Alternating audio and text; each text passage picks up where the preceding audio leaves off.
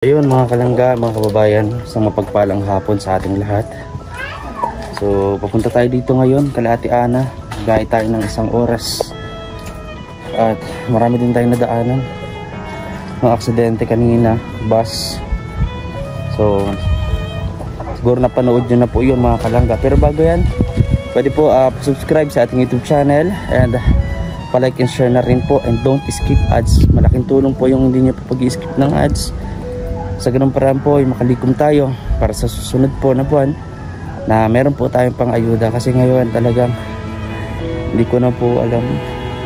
So ngayon po meron po akong dala na 5 kilos na pinamimigay natin, 5 kilos na buko pandan rice. Ayan mga kalangga, yung ating nakayanan. And thank you po sa nagbibigay, no, na yun binabudget natin, at sa mga magbibigay pa sa atin, malaking tulong po yun para pabili tayo ng bigas. Kasi pag may nagbibigay sa 1,000, laking pasalamat ko po yun, kasi binabudget ko po, binibili ko talaga ng bigas para may pang vlog tayo, may pang tulong tayo.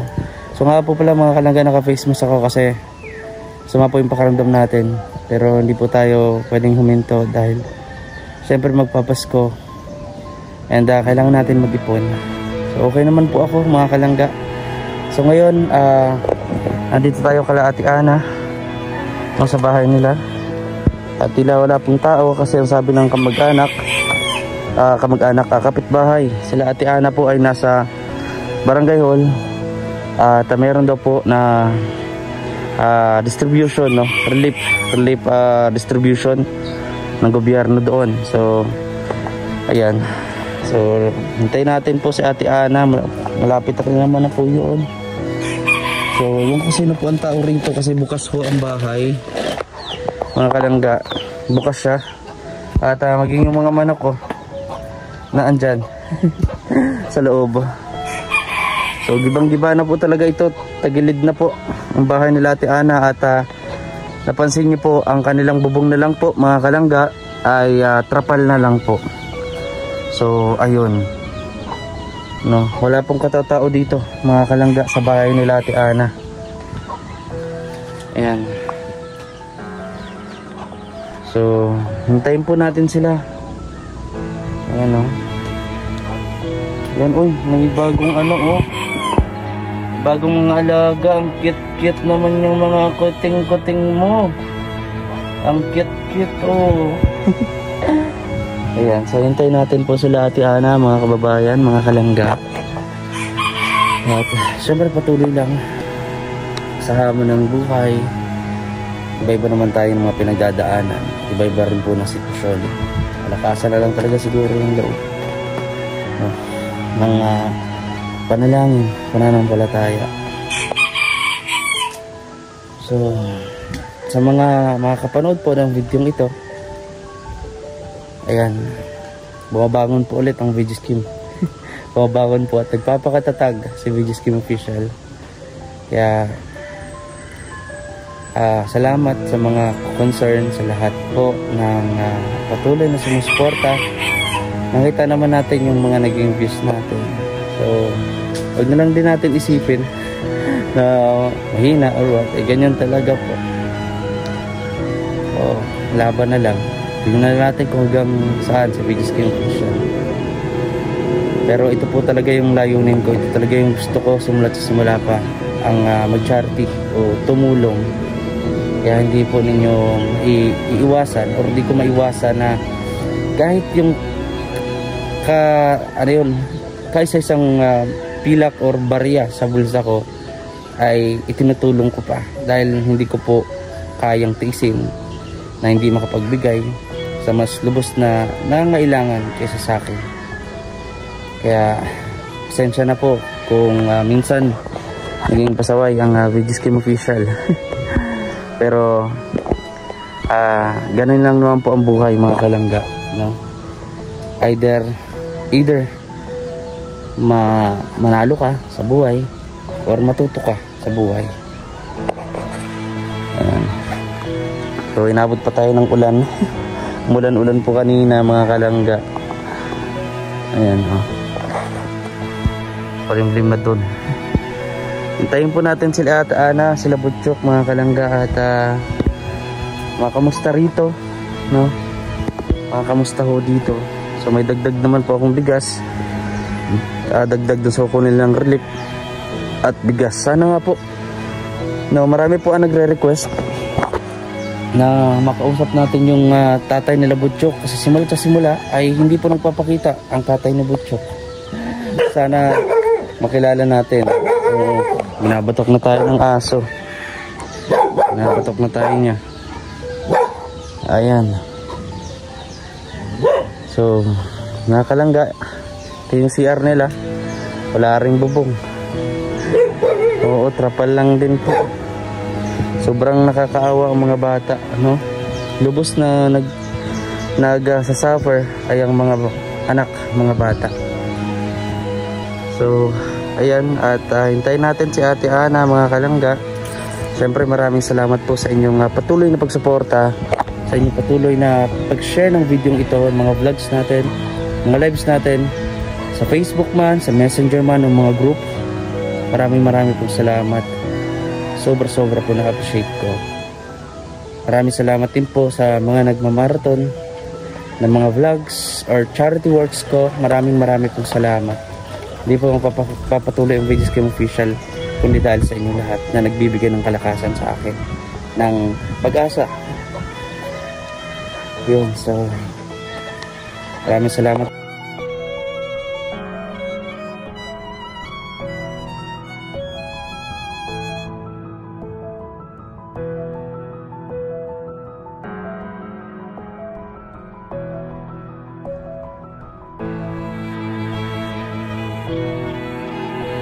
Mga kalangga, at ilang minuto tayo, mga 30 minutes na po siguro. Nandito tayo kala Ate Ana. So hindi pa sila dumarating, yung mga bata. Namiss natin kasi yung mga bata, kaya naghintay tayo. Sakto umulan, so napatambay tayo talaga dito. Ayan, so baka ilang minuto nandito na rin sila, no? Kita natin, maraming mga labahan dito ni Ate Ana. Wala naman pa silang bubon eh. Ayan, sira-sira na ho talaga, mga kalangga, no? Sira-sira na. Ito yung maging trapal ay sira-sira na rin. Yan, mga kalangga. At kung wala pa sila, kung muna yung magbabantay sa bahay nila, kasi iniwan po nila na nakabukas, no? At hindi natin masasabi na porket ganito ang kanilang tahanan, walang magnanakaw na mag-i-interest, no? Hindi natin masasabi kasi ang kahit magnanakaw, kahit na wala yung nanakawan nila, tuloy pa rin. Ganun ho yung magnanakaw. So dito, pansin natin, napakadulas na nga po rito. Ayan, opya. Pansin natin dito ay yung mga dingding ay talagang wasak na rin talaga. Wasak na rin po. Ayan, wala na rin talaga yung bahay nila Ate Ana, nila Butchok.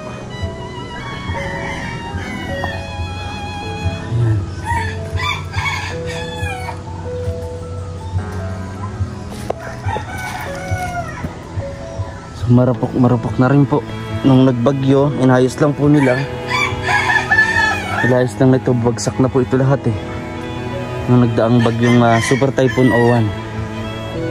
So habang wala pa sila, tayo muna magbabantay rito. Bantayan na muna natin, no? At paparating na rin po ata sila. Mag-aantay kasi marami po kasi doon nakapila para kumuha ng relief na pinabibigay ng gobyerno, mga kalangga. Pero kahit na ganito yung bahay nila Ate Ana, mga kalangga, malinis pa rin po. malinis pa rin po. Ayan oh, yung mga damit nahulog, mga damit nila butchok. Ito pa, meron pa nahulog.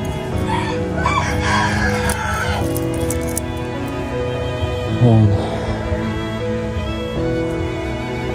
Tara, nakauling ko pa sila mga kalangga oh. Wawa yung mga bata, no?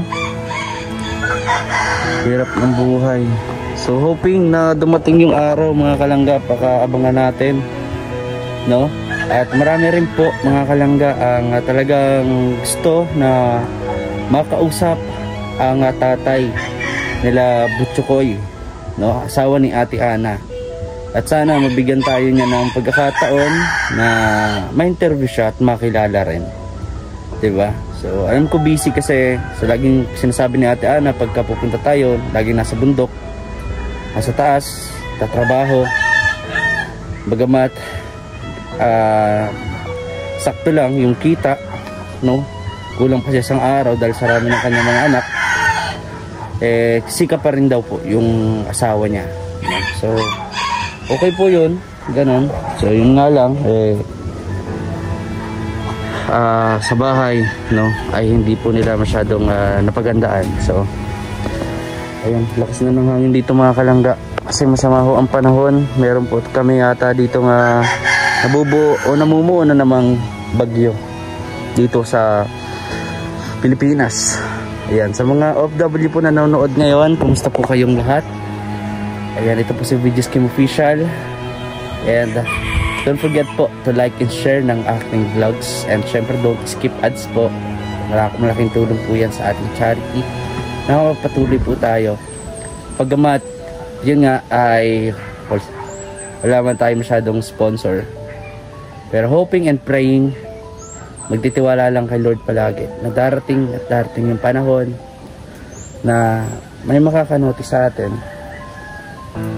na matulungan tayo para makatulong sa ibang tao. Sumakit yung mata ko. Nakaduhan ng alikawak po. Ayun, pasok na tayo dito mga kalangga. At kita natin dito, ingitim na ng masyado ng kanilang takore at ang kanilang dapog kung saan po ay dito po sila nagluluto mga kalangga. Kita natin walang masyadong mga ano na, oh, asin. Yan na lang ho ang kanilang konsumo, asin, kape. Wala na halos mga kalangga. Magamit na ho ay nandyan. So habang tayo ay naghihintay, magbabantay muna tayo dito kay Ate Ana sa kanilang bahay, no? Yan po. So hintay lang natin si Ate Ana. Akala ko nga po si Ate Ana ito eh. Akala ko ito yung asawa niya. Kamukha kasi. Akala ko si Ate Ana. Sabi ko wow, yayamanin. Ayan po. Pero hindi po pala. Ayan po ay bayaw. Yan, artistahin na yan, no? Artistahin. Ayun, hintayin natin. Sana ho, dumating na ho. Kasi gagabi na. Ano oras na rin? Isang oras pa tayo mga kalangga. Isang oras at kalahati tayong nagbiyahe. At kung napanood nyo dun sa upload ko, bago ito lang, ay may nangyari nga po na aksidente kung saan po ay kinasangkutan ng bus. At sabi doon ay nag-overshoot, no? Naghatid ng mga pasahero sa unahan, ibinaba, tapos bumalik rin kasi nga meron nga pong diferensya daw yung bus. Tapos sobrang antok ng driver, sinalpok doon sa bahay na natutulog yung mga tao ron, may mga bata ron. Kaya nalungkot ako, na-interview ko sa tatay. Papasko pa naman, wala na silang bahay. Nagising daw siya sa pag-araro ng bus. Hinanap niya yung mga apo, anak, at tawag niya kung buhay pa ba or hindi na. And yun, good thing po, diba? Yung milagro nangyari. So buhay silang lahat mga kalangga, and wala pong casualties or alam niya na namatay. Pero grabe, ano talaga, ano talaga ni Lord. napaka amazing, no? Talagang nililigtas pa rin. Hindi po biro yung aksidente na yun. Habang natutulog ka ay mayroong sasalpok na bus at inararo yung bahay nyo kung saan kayo ay natutulog. Grabe. So mga kalangga, gusto ko rin po pasalamatan yung mga mag-sponsor po or sponsors ng pabahay dito kay Ate Ana. Unang-una, no? Syempre kay Ruel of Malalag, bro, congrats, and alam mo yan na silently sumusuporta sa inyong lahat, and happy sa mga achievements, diba? Pado lahat tayo, lahat naman tayo mga achievements. So patuloy lang, and syempre di naman tayo pinapabayaan ni God. So dito lang ako, mga kaibigan nyo, no? Ayan, so tagal di Ate Ana. Ate Ana, nasan ka na ba? Ate Ana, walang tao kala Ate Ana. Yung mga bata. Sa panagkataon mga kalangga ay nako, paano to? Gagawin natin ito mga kalangga. Iiwan na lang natin yung dala natin na bigas kala Ate Ana sa bahay nila, no? Siyempre mga gulat yun, oh may bigas dito. Kasi mga kalangga, mag-iisang oras na ako rito. Wala pa sila. So iwan na lang natin, and yun nga, mahabang pila daw po, no? And syempre gusto ko rin talaga mabisita yung mga bata. Yun nga, dala pala ni Ate Ana lahat ng mga bata. Lahat, pati si Butcho ko ay sinama. So ganun po mga kalangga ay ganito na natin. Dala na i-ano lang natin itong bigas sa kanilang bahay, no? Dala na lang natin dito. Ayun. Iwan na lang natin dyan mga kalangga, kasi ano na, matagal pa siguro darating, mahaba pa yung pila. So malayo pa yung uwian natin. Sarado natin to kasi hindi nasasarado. Ayan, iano na muna natin. Ito lang yung panlock nila mga kalangga, diba? Ganto-gantong lang siya. So Ate Ana, alam ko mapapanood mo to. Mapanood mo tong pagpasok ko sa bahay ninyo. Ako na nagsara. Sinarahan na natin kasi kanina dumaan tayo dito, bukas na bukas. So ngayon sarado na. So alam ko mapapanood to ni Ate Ana itong vlog natin. So andyan na Ate Ana, nilagay ko na dyan.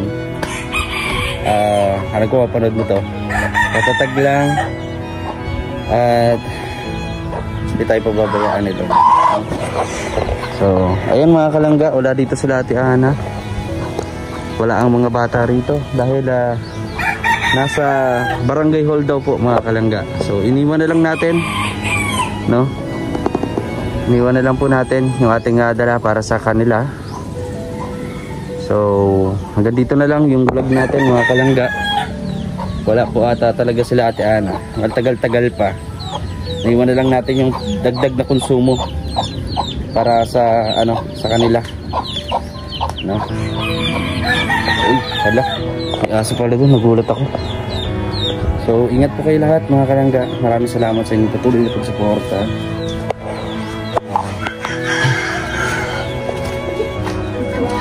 Ate, sabi kay Ate Ana, iniwan ko na doon yung ano ha, dagdag na konsumo nila.